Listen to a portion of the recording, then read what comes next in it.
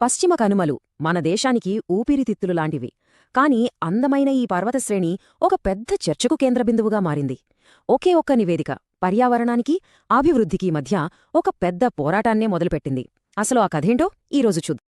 ఈ ఒక్క మాట, ఈ ఒక్క సిద్ధాంతం, ఇదే మాధవ్ గాడ్గిల్. అభివృద్ధి జరగాలి, కాని అది ప్రకృతిని నాశనం చేసి కాదు. ఆయన పోరాటానికి, ఆయన ఇచ్చిన నివేదికకు ఇదే పునాది. ఈయనే మాధవ్ గాడ్గిల్, ఒక గొప్ప పర్యావరణవేత్త. ఈయన్ని చాలామంది ప్రజల పర్యావరణవేత్త అని పిలుస్తారు. ఎందుకంటారా? పర్యావరణాన్ని కాపాడే నిర్ణయాలు ఢిల్లీ లాంటి నగరాల్లో ఏసీ గదుల్లో కాదు, ఆ అడవుల్లో, ఆ కొండల్లో నివసించే స్థానిక ప్రజలే తీసుకోవాలని ఆయన బలంగా నమ్మారు. అందుకే ఆ పేరు. సరే, ఇప్పుడు అసలు కథలోకి వద్దాం. ఈ మొత్తం చర్చకు కారణమైన పశ్చిమ కనుమల గురించి మాట్లాడుకుందాం.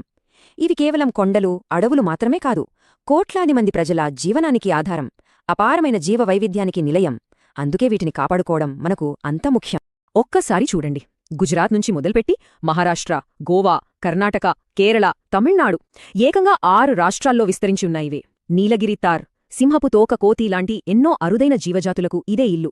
గోదావరి, కృష్ణ, కావేరీ లాంటి పెద్ద పెద్ద నదులన్నీ ఇక్కడే పుడుతున్నాయి. అంతా బానే ఉంది, కాని ఇక్కడే ఒక పెద్ద చిక్కు వచ్చిపడింది. ఈ ప్రాంతంలోనే ఇనుము, మ్యాంగనీస్, బాక్సైట్ లాంటి ఖనిజాలు కూడా బోలెడున్నాయి. దీంతో అసలు సంఘర్షణ మొదలైందన్నమాట. సో ఇక్కడ అసలు ప్రశ్నేంటంటే, ఒకవైపు ప్రకృతి సంపద, మరోవైపు ఖనిజ సంపద, ఒకవైపు పర్యావరణం, మరోవైపు అభివృద్ధి. ఈ రెండింటిలో దేనికి మనం విలువివ్వాలి? ఇదే పశ్చిమ కనుమల భవిష్యత్తును తేల్చాల్సిన అతి పెద్ద సవాలు. సరిగ్గా ఈ సమస్యకు ఒక పరిష్కారం చూపమని ప్రభుత్వం మాధవ్ గాడ్గిల్ గారి ఆధ్వర్యంలో ఒక కమిటీని వేసింది. అదే western Ghats ecology expert panel, లేదా WGEP. 2011లో వాళ్లిచ్చిన రిపోర్ట్ దేశ రాజకీయాల్లో, పర్యావరణ వర్గాల్లో ఒక పెద్ద తుఫాన్నే సృష్టించింది. అసలు ఏముంది ఆ రిపోర్ట్లో? గాడ్గిల్ నివేదికలోని సూచనలు చాలా సూటిగా, రాజీ లేకుండా ఉన్నాయి. 1. పశ్చిమ కనుమలు మొత్తాన్ని, అంటే అంగుళం కూడా వదలకుండా పర్యావరణ సున్నిత ప్రాంతంగా ప్రకటించాలి. 2. వీటన్నిటిని కాపాడడానికి ఒక పవర్ఫుల్ అథారిటీని ఏర్పాటు చేయాలి. ఇక 3. అన్నిటికన్నా ముఖ్యమైనది, ఏ అభివృద్ధి పనులు జరగాలన్నా ఆఖరి మాట, ఆఖరి నిర్ణయం స్థానికంగా ఉండే గ్రామసభలదే అవ్వాలి. అంటే అధికారం ఢిల్లీ నుంచి గల్లీకి రావాలన్నమాట. అయితే ఇక్కడో ట్విస్టుంది. ఇంత కీలకమైన నివేదికను ప్రభుత్వం మొదట్లో బయటపెట్టలేదు, దాదాపు తొక్కిపెట్టాలని చూసింది. కాని సమాచార హక్కు చట్టం కార్యకర్తలు, కోర్టులు కల్పించుకున్న తర్వాతే 2012లో ఇది వెలుగులోకొచ్చింది. అంటే ఆ నివేదికలోని విషయాలు పాలకులకు ఎంత ఇబ్బంది కలిగించాయో అర్థం చేసుకోవచ్చు. రిపోర్టు బయటకొచ్చిన మరుక్షణమే పెద్ద దుమారం రేగింది. ముఖ్యంగా పశ్చిమ కనుమలు ఉన్న రాష్ట్రాలన్నీ ఒక్కసారిగా గొంతెత్తాయి. ఈ నివేదిక తమ అభివృద్ధికి గొడ్డలిపెట్టు అని తీవ్రంగా వ్యతిరేకించాయి. ఉదాహరణకు కేరళనే తీసుకుందాం. వాళ్ల వాదనేంటంటే, ఈ నివేదికను అమలు చేస్తే వయనాడ్ లాంటి జిల్లాల్లో మా రైతుల పరిస్థితేంటి, వాళ్ల కాఫీ, రబ్బరు తోటల సంగతేంటి, వాళ్ల బతుకుదెరువే దెబ్బతింటుంది అని గట్టిగా వాదించారు. ఇది వాళ్ల జీవనోపాధికి సంబంధించిన భయం. ఇక మహారాష్ట్ర వాదన మరోలా ఉంది. వాళ్లు పరిపాలన కోణంలో మాట్లాడారు. మాకు ఆల్రెడీ పర్యావరణ శాఖలు, బోర్డులు ఉన్నాయి, ఇప్పుడు కొత్తగా ఈ అథారిటీ ఏంటి, ఇది మా అధికారాలను లాక్కోవడమే అని అభ్యంతరం తెలిపారు. ఇది అధికారం గురించిన ఆందోళన అన్నమాట. ఇక రాష్ట్ర ప్రభుత్వాలే కాదు, చాలామంది రాజకీయ నాయకులు కూడా దీన్ని ఒక యాంటీ డెవలప్మెంట్ రిపోర్ట్గా చిత్రీకరించారు. ఇది వస్తే ఫ్యాక్టరీలు మూతపడతాయి, ఉద్యోగాలు పోతాయి, జనాన్ని వాళ్ల ఊళ్ల నుంచి వెళ్లగొడతారు అని ఒక రకమైన భయాన్ని సృష్టించారు. ఈ వ్యతిరేకతంతా చూసి ప్రభుత్వం వెనక్కి తగ్గింది.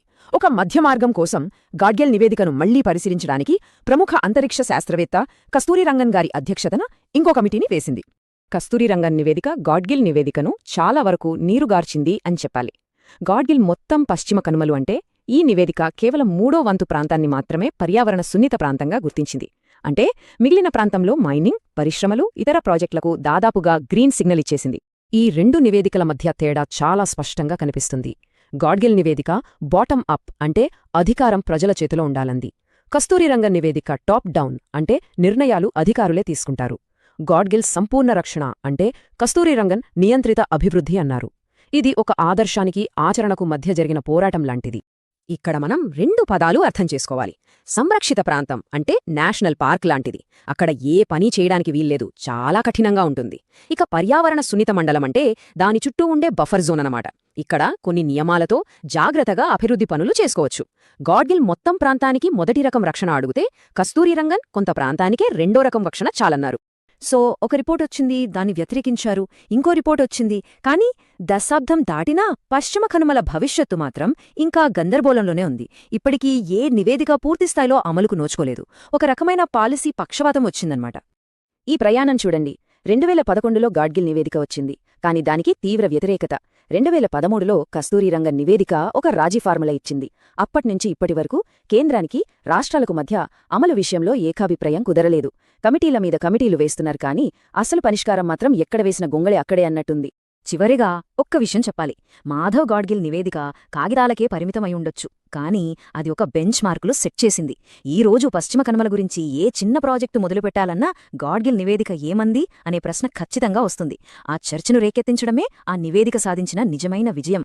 మరిప్పుడు ప్రశ్న మన ముందుంది: పర్యావరణమా, ఆర్థిక వ్యవస్థ? ఒకదానికోసం మరొకదాన్ని త్యాగం చెయ్యాల్సిందేనా, లేక ఈ రెండింటినీ సమన్వయం చేసుకుంటూ ముందుకు వెళ్లే మార్గం ఏదైనా ఉందా? ఈ ప్రశ్నకు సమాధానం మనందరం కలిసి వెతకాలి. దీనిపై మీ ఆలోచనలేంటి?